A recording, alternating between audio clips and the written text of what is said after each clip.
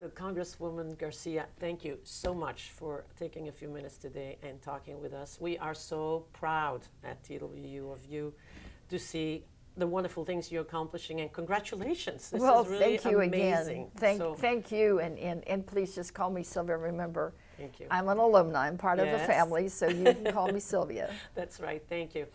So Sylvia, you were number 8 among 10 children. Big right? family. In Palito Blanco. And so were you the first one in your family to go to college? And tell us a little bit about your early ambitions. Well, my ambitions come from my family. I mean, my parents both really were strong believers in education because they knew that they had not had the opportunity. My daddy finished the 3rd grade. It was a matter of having to do because he was working on a farm. My grandfather had a farm, and he was having to do his share of the work. Right. My mother finished the 5th grade. So both of them were strong believers in education because they knew that would be the only way that we would have a better life, that we could do better than they did. Right. So they pushed and made sure that every morning we did our chores around the farm, and that we got cleaned up and walked down the road to catch that bus to go to school. And I'm pleased to say that all 10 of us graduated from high school. That's amazing. It's amazing. Well, in the same high school. Well, and just think, I mean, what a difference it would make in Texas. Absolutely. If in every family, every child finished high school, and every child finished either college or some sort of training or a program that suits them. But it was such an accomplishment in our community that my mother was given a certificate of achievement from the school district. Really? Because we were the largest size family. I love it. Where all children graduated from high school. And I always knew that I wanted to go to college, but again, since we grew up poor, I didn't know how I was going to get there. Right. We had no money. I mean, we had no, we didn't even have a counselor in our high school, so I didn't know how to apply for college, where to go. Right. So Get financial aid. my sister was actually the first one who went to college, and she went to Texas A&I, now Texas A&M Kingsville, but she commuted there, and she was a teacher. So she went to the counselor at her school and got some information for me and brought it, and I started doing the research, and I found TWU because it was affordable. It was kind of away, and I wanted to be away. I didn't want to stay at go to school at A&I. And the real selling point for my family was that on my father's side, the baby sister, number 11 in their family, had gone to TWU. I love it. When it was Texas State College for Women. Then on my mother's side, the Rodriguez side, the youngest daughter had gone to TWU, and she too was a teacher. So of course my parents thought that I should be a teacher just like everybody else. So I convinced them that TWU was safe, that I would be able to go, because if the two tias had afforded it and the family had afforded it, then I could.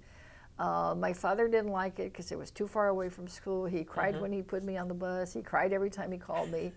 But I ended up at TWU, and lucky for me, I was able to get a grant and then a scholarship to keep me there. So that's how I ended up at TWU. That's wonderful. But I was the second one in my family to go to college. And then what made the difference? What's any specific experiences you had from that? Well, I think for me it was just the opportunity to be involved and to do things at TWU that I'm not sure that I would have had the same equal opportunity to do at a co-ed school. Right. You'll recall that I was, vice president of the student body, and I was involved in they called it then CGA. It was, I forget what the word stood for, but it was student government. SGA, I guess it was. SGA, still called that. Student Government Association. And you So could run for the office, more opportunities leadership. for leadership in making change and organizing students, and I just kind of stayed there. And then the opportunity to major in social work, and I loved the field practicums. I mean, I thought I wanted to be in medical social work, so I got a field practicum at Parkland in Dallas. Oh, sure. So when you came back to TWU, so anything about your experience that really stands out to you? What that made the difference in? Well, first of all, I discovered social work. I really had not even heard about it. It's not something I'd studied, and I, started as a general major to just kind of get all the basics out, and then it was time to declare a major and get on track. And I had taken one sociology course, the beginning one, and I just really liked it, and I just thought, well, I'm going to follow that. And what really interested me was the whole notion of social work helping people. Yes. The whole notion of social workers, going to people's home, knocking on the door to find out, make assessments and try to figure out a way to make people's lives better. And that's always something that I had focused on because having, again, grown up poor, I've had some life experiences that had led me to think that, hey, this isn't right. You can do this. I need to do something about this. So I discovered social work and decided to follow that track. And some wonderful professors. I mean, I still remember a couple of them with great fondness that really inspired me to stay in social work. And I got really involved in student government.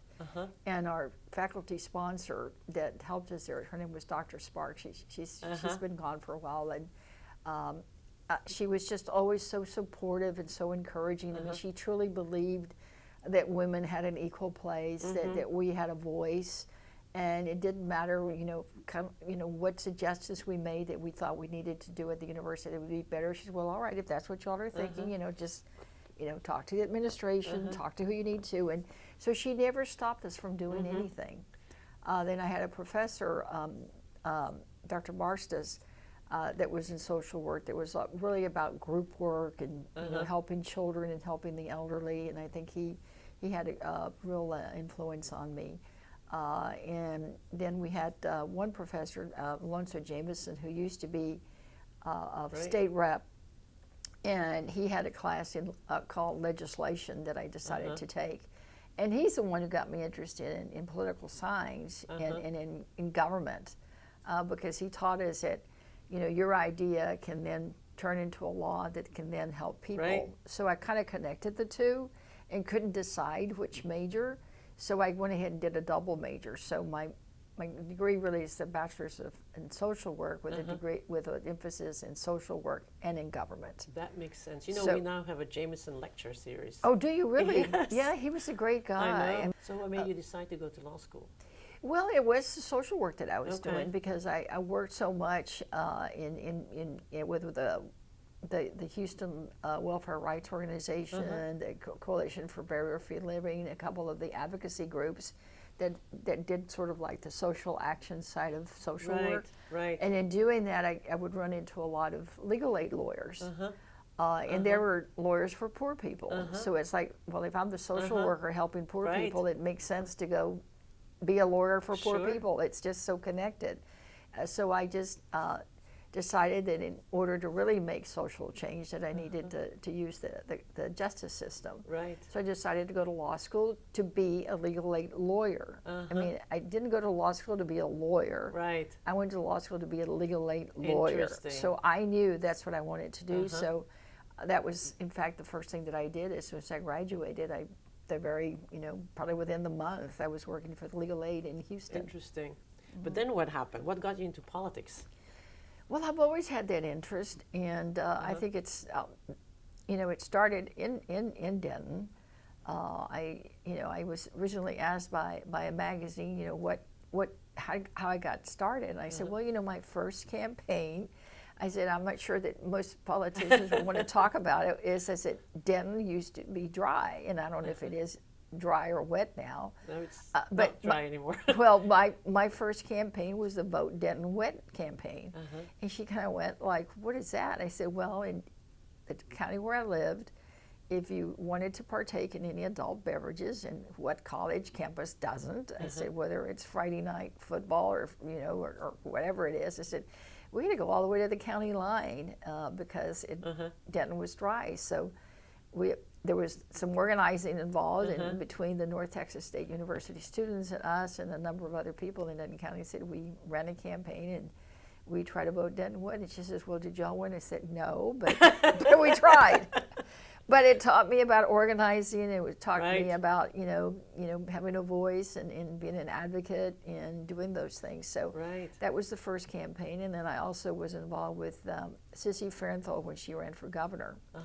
I was part of the Denton County Democratic Party campaign in helping Sissy for governor. But I was really involved in student government. As you know, I was the vice president of the student body. I was junior class vice president, so I got involved. You definitely were a leader. Well, I got involved. I'll let others judge whether I was a leader or not. But I think when there's a way to make a difference and a way to be a voice for others, I think it's important. So now you're going on a really high profile position. It's a little bit different. Washington, D.C. I've already been heckled. I've already been. Have you really? I've already had a protester, saying. Oh my goodness, really? It's a different level of scrutiny, but I think that it's something that we can plow through. So what's always kept you motivated to continue to be a public servant? Just helping people. So it's that same initial from way back when. You still have that same kind of. Just helping people. I don't like people being mistreated. I don't like people being misjudged.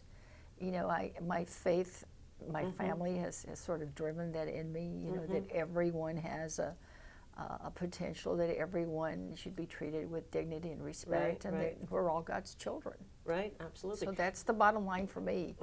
And does that, and I, when we take that pledge and we say injustice for all, it should be justice for all. So have you ever experienced any challenges along gender lines or anything like that? Well, of course. I mean, who hasn't? I'm sure you have. I mean, how many meetings do we go to where we may be the only person, the only woman at the table? I've gone through that when I was a judge, when I was a controller. I mean, through all of my careers that has happened. One vivid memory is going the first time I went to Austin for a meeting when I was a judge. And I was meeting with Department of Public Safety, and they knew at the receptionist desk that there was a Judge Garcia from Houston coming, right? And my chief of staff was with me, who happens to be, Latino male, looks like what you would expect a Latino to look like, the mustache, the dark hair, the brown eyes. He must be the judge. Exactly.